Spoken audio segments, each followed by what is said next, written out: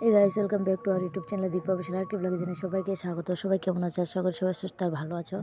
তো সন্ধ্যাবেলা আজকে মালপোয়া খেতে ইচ্ছে করছিলো, তাই বানিয়ে ফেললাম আজকে মালপো। চালের গুঁড়ি, সুজি আর আটা আর একটু ময়দা মিশিয়েছি, আর দিয়েছি গুড়ের বাতাসা আর দিয়েছি চিনি। তো কয়েকটা জিরে ছিটিয়ে দিয়েছি।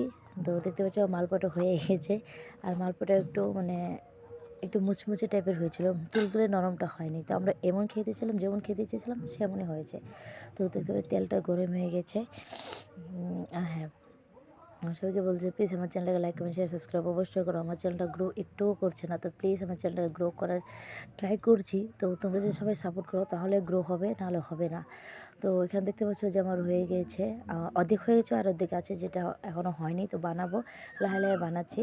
তো একবার বন্ধ করি বানাই এরকম হচ্ছে, নাহলে কখনই হয়ে যেত। দেখতে পাচ্ছ।